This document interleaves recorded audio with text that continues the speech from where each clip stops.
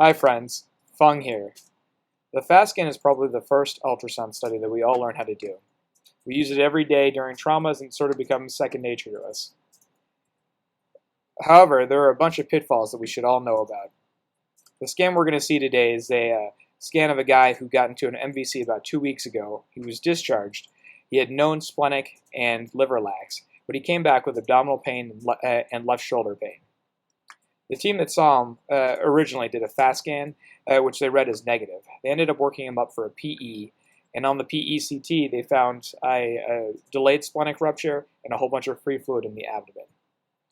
Now looking at the right upper quadrant, we see this small sliver of free fluid in Morson's pouch. Compare this video to the video where we don't pan through the whole right upper quadrant and where we don't see any free fluid. So here's the right upper quadrant again in slow motion. Notice the anechoic black stripe of free fluid, which forms sharp corners, acoustically enhances posteriorly, and doesn't appear to be vasculature. Now let's take a look at the left upper quadrant.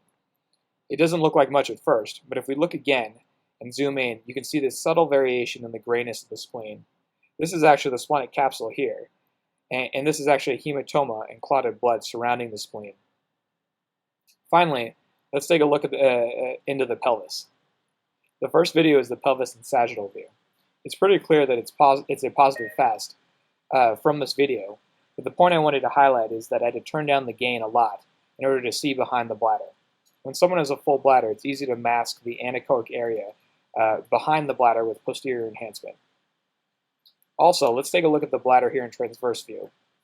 So at first, when you're looking down into the bladder, you can see that there's no free fluid, but you see this really big bladder. As you pan cranially, you see all this anechoic fluid surrounding the dome of the bladder. So to summarize, number one, ultrasound is dynamic and make sure you scan through the whole area, not just one view.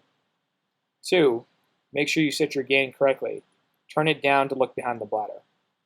And three, the fast scan is specific, but it's not very sensitive, so you can't use it to rule out significant traumatic injuries.